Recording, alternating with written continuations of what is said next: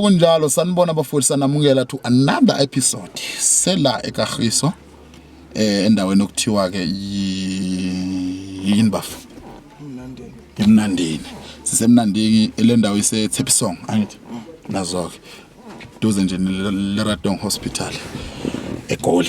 So bafowethu njoba ngithembisile ukuthi ke ngisazoza nezinye indaba kuningi kusazokwenzeka siyabonga kakhulu sesize sahlangana futhi. So ke ekugcineni bafowethu sifunani isombululo. Bhuti sawubona. Sawubona bhuti. Ngisacela nje uthatha ithuba ubingelela abantu batshela ukuthi ubani uhlala kuphi. Okay. Sanibonani ababukeli nabo landelayo. Nabantu abadala igama lami nguSibusiso Khumalo. I'm a drug addict. Okay. Bengathanda uncedo nje.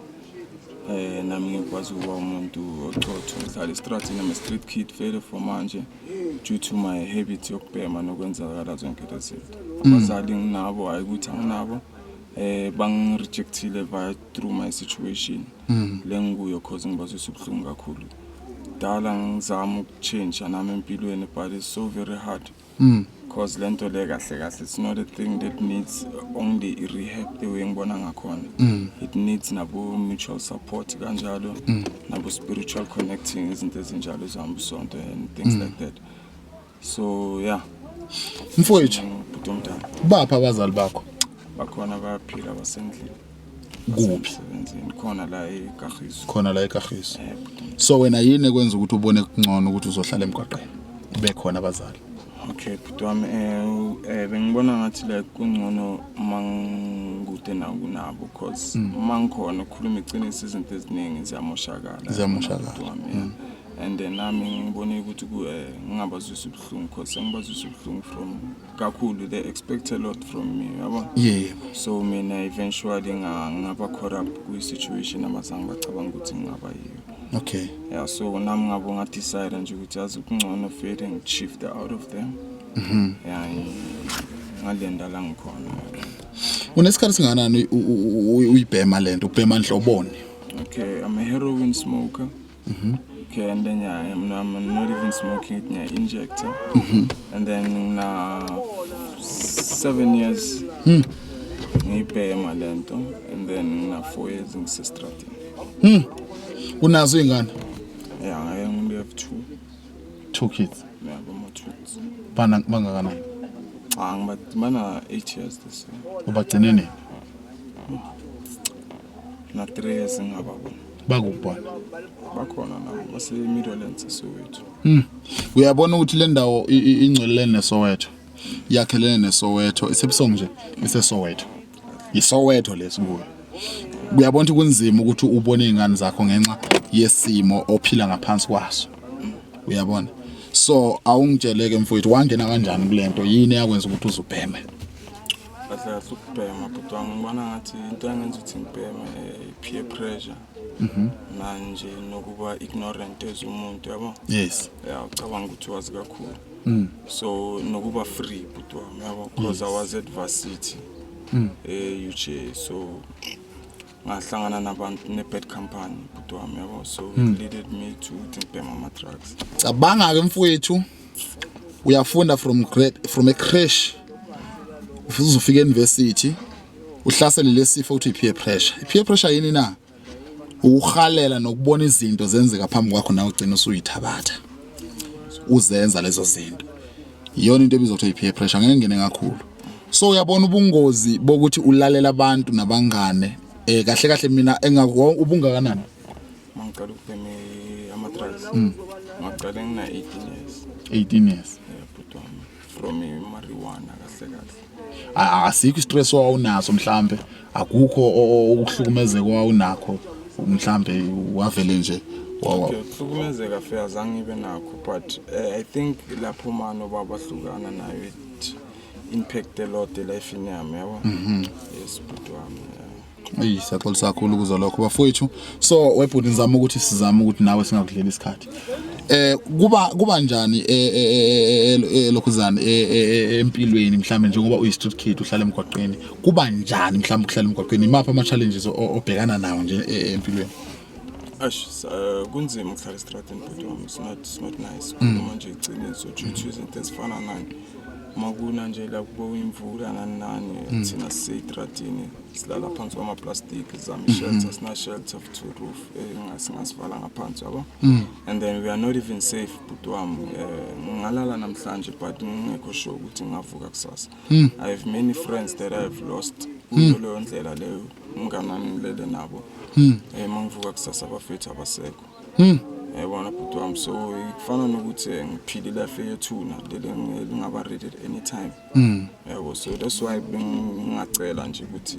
nami thole uncedo but because I've seen a lot yeah I've seen a lot and sengikhathele ukuyibhema lento nami ngiyawisho ubile ekhaya because ukuhlala estradini is not a nice life but umntana so mathiwa njengamanje nithola umuntu ofuna usizo ngoba ababukele ekhaya babukele njengamanje sizele sinezingane sizelwe futhi sizingane zabantu abayizingane abazali njengamanje sizoluna ongalicela nje kubabukele nabo bakubhekile manje sizoluna ongalicela njengamanje kumuntu onesihelo kumuntu onesihe yini ongathanda ukuthi usizakale kukho ungasizakala ngani mhlambe yini engakusiza ngayo okay bengacela nje mina usizo lokunceda ukuthi like ngincede bangincede umuntu onganginceda nje ukuthi ngithola uncedo ngiyekele konke lokho engibhemayo and then phinde ngithole nje uncedo okay lokho yeah but nakhona ngithi ngicela na uncedo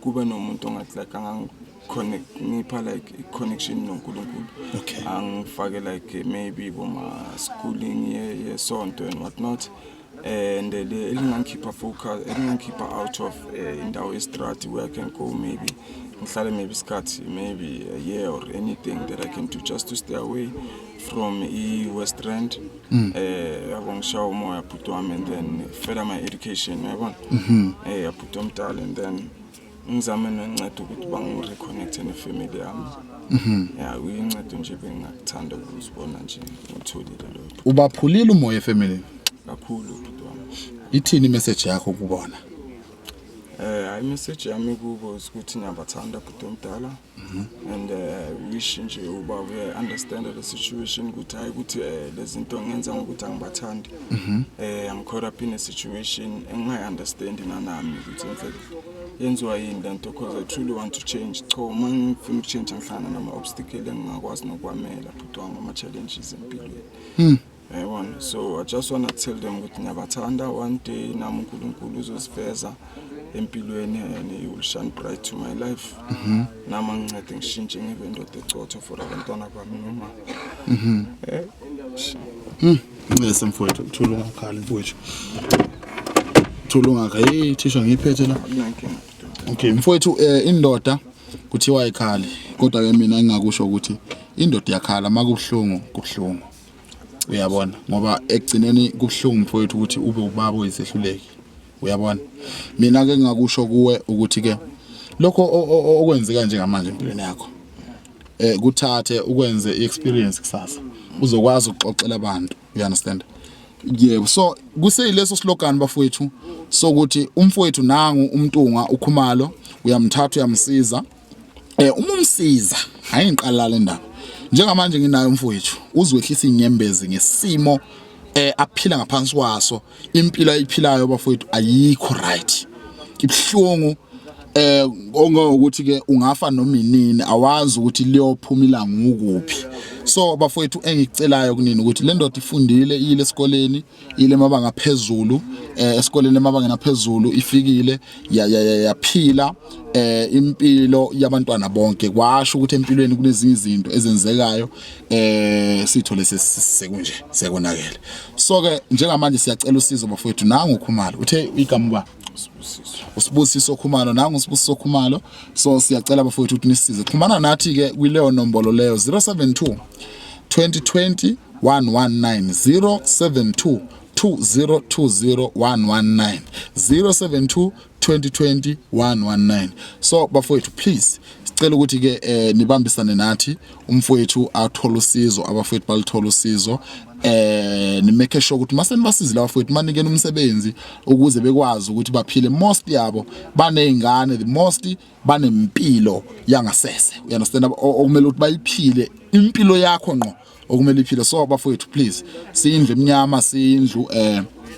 kantu sizalwane zikantu siyacela ukuthi ke sibambaneni sisizaneni nanga umfowethu sicela usizo futhi ngimletha kini unecala impela nje makuukuthi akukho ocontributor ngakho okuhlanganisa akukho kuphosa isivivaneni unecala kuNkulunkulu unecala nakini nakuwe unecala ngoba angeke umuntu ecela usizo kuwena bese uyamrejecta ngoba abafowethu ama challenges amaningi ababhekana nawo awukuthi kuthwane ngantshontshe celani mase becela bayancisha ukuthi nihambani nobhema nibhema iNyaope so bafowethu please sicela ukuthi leyo nto iphele zingane zethu abafowethu abazali bethu sicela ukuthi ke nizame indlela ukuthi sibasize makuthi khona ufuna ukusisiza ngakho nathi ngapha kwaphumale nje ukuze sikudlulisele kubo sizobuletha ubufakazi bokuthi lokho ofisa ukuthi ke sikuyise kubo sikuyisile kuyile kwafika kubo sicela ukuthi uxhumane nathi kuleyo number siyabonga kakhulu ke nibe nosuku oluhle nibe nobusuku obuhle thank you very much mfowethu athina amazwi akho okugcina kubantu amazwi ami okugcina ukuthi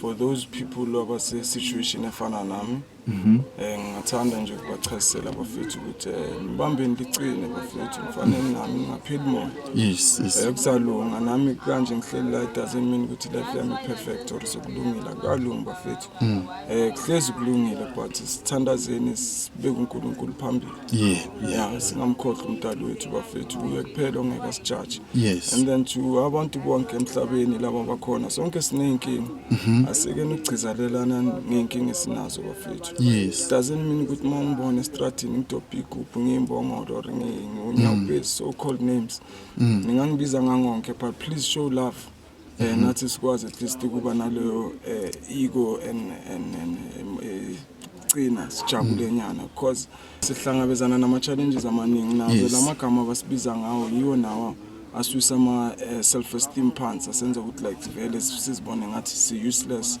yabo sigcina singasanabi nendaba ne change and bazame all out there laba nibona ukuthi ema community yini kunama challenges akanje ngicela nizame ukuyiface abantu nabadala nibancedeni nizame ukufaka namaphoyisa included balwise zonke le ndaba zedakamizwa because it's getting big le impact siyababona abafethu bayahamba siyababona abafethu bayasangana siyababona abafethu bayenza konke so sawucela uncedo out there to fellow South Africans please show your love as one nation show your love as black people singabhekelena phansi because abantu abamhlophe they live to share one love they live to be together so nathi bafethu azameni ku-impreza lokho bazali bami out there whoever obhekelile olandelayo ngithi siyakuthanda wena mawami or babami uNkulunkulu azabe nawe nathi usincede uNkulunkulu abe nathi nisibekeni nathi emithandazweni yes nami ngingathanda one day ukuveza i-testimony yami masengishintshile and I will change my life